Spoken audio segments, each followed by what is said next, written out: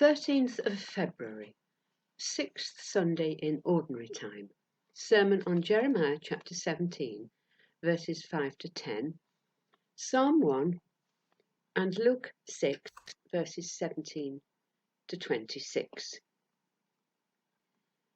The prophet Jeremiah was in a privileged position, standing astride the concept of two holy covenants. He lived at a time when God's chosen nation of Israel was falling apart. The northern kingdom had become unfaithful and had already been overrun by Assyria and dispersed. The southern kingdom was following the same path, breaking God's law on which his covenant was based, neglecting the poor, indulging in idolatry, and as a result facing deportation into Babylon.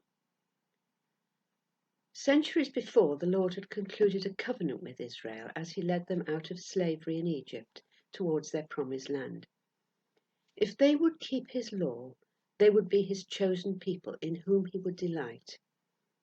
They agreed, but over the years they proved unfaithful, so that the kingdom of Israel could no longer mirror the covenant people the Lord had intended them to be, and into whom the Messiah would one day be born.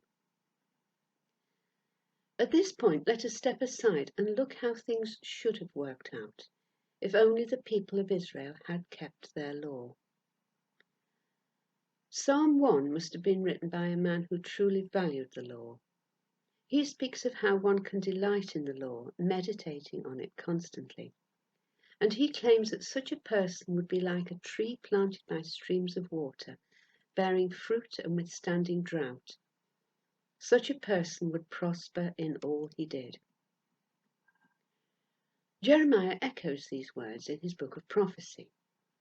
He lived during the very final years of the southern kingdom, and he witnessed the deportation of the people to Babylon and the end of the monarchy. His primary role as God's prophet was to denounce and warn the people, but the Lord also gave him extraordinary insight and a glimpse of the future. In chapter 17, he speaks of those who have turned from God's law. He describes their sin as engraved on their hearts, alluding to the law that was engraved on tablets of stone. And he curses those who trust in their own strength and understanding, setting aside the law of God.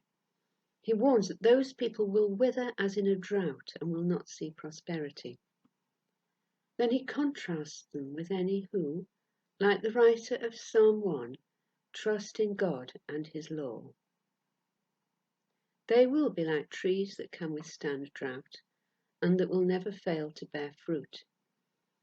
He warns again against trusting in one's own understanding, for what we feel in our hearts can sometimes be misleading. Jeremiah was perceiving that the law was no longer operating in Israel. The covenant was being broken. And in another passage, Jeremiah 31, verses 31 to 33, but sadly not in our lectionary for today, Jeremiah looks ahead to a new covenant that will be different from the old one. This one will be carved not on stone tablets, but on the hearts and minds of people. And for those people under this new covenant, they will be the Lord's own people, and he will be their God. When Jeremiah was inspired to write these words, he may have wondered how this would come about. But we have an advantage over Jeremiah. We know that this covenant was made possible for us through the redeeming work of our Messiah, the Saviour Jesus Christ. In Jesus' famous teaching set out in Luke's Gospel, he reveals how the kingdom, ruled through the new covenant, will operate. Jesus was speaking in the final decades of the Jewish nation as God's covenant people. Within 40 years of Jesus' ascension, the Romans would finally tire of Jewish rebellion. They would lay siege to Jerusalem, destroy the city, raze the temple to the ground, and disperse the people. The temple has never been rebuilt. These events marked the end of the Jewish priesthood, the sacrifices and the ceremonies. It was the end of the old covenant. But the new covenant, through which all Israel together with the Gentile nations would be blessed, was already in place, sealed with the sacrificial blood of Christ. In his teaching, Jesus was giving a preview of his upside-down kingdom, in which the last would be first and the first last, the poor honoured and the heartbroken comforted. At first glance, though, it sounds very unlikely. Blessed are the poor, the hungry, the weeping, and the persecuted. To quote Michael Wilcox's commentary, in this new kingdom under the new covenant, there is a reversal of values. Firstly, followers of Jesus will prize what the world finds pitiable and suspect what the world thinks desirable. Values are questioned by them and considered in the searching light of spiritual truth, hidden reality, and future life.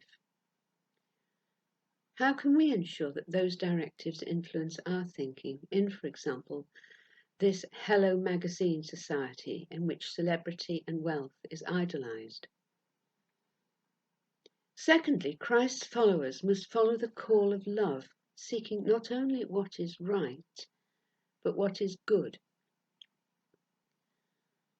And not only to those who deserve it, but also to those who do not.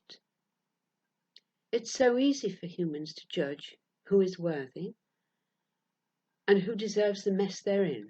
Unmarried mothers, drug addicts, benefit scroungers make easy targets for our contempt. But Jesus shows us a totally different way. Thirdly, Christ's followers must show integrity. The one sin with which Jesus had little patience was hypocrisy. What we say must be mirrored in what we do.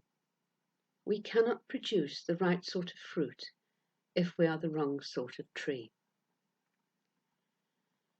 This teaching of Jesus, which in Matthew's Gospel is called the Sermon on the Mount, has provided the basis of reform movements, not least the campaign by Gandhi for justice and independence in India, and the reconciliation work of Archbishop Desmond Tutu.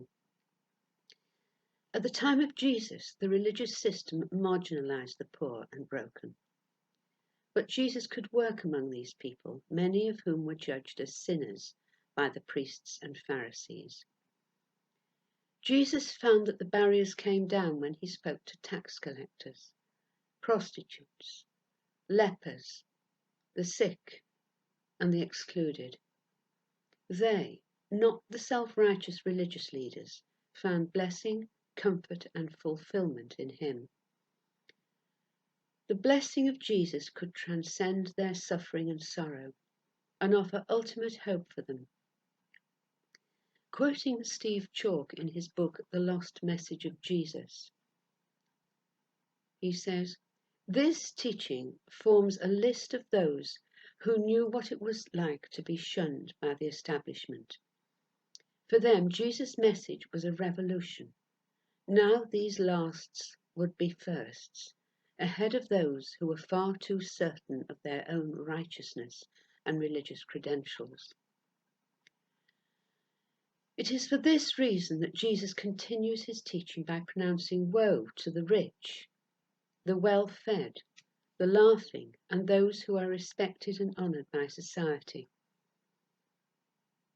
It is not that there's anything intrinsically wrong with having money, enough to eat, enjoyment, and the respect of others. The problem comes when such individuals, and many of us could fall into these categories, the problem comes when we feel we're good enough in order to receive God's mercy, when we perhaps see our good fortune as divine blessing, when we feel contempt for those less fortunate, and when we turn away from seeing and addressing the needs of others. We who are in the new covenant must, according to our means, be ready to relieve the poverty we see around us. We must be prepared to share our hope of the kingdom with those who are still lost. We must give comfort to the grieving and support those suffering for their faith. The old covenant and the law are long gone, but the blessings spoken of by the psalmist and by Jeremiah remain the same. If we stay close to the teachings of our Saviour, we shall be like trees planted by streams of water, bearing fruit in due season, and not withering in the drought of suffering, sadness, or persecution.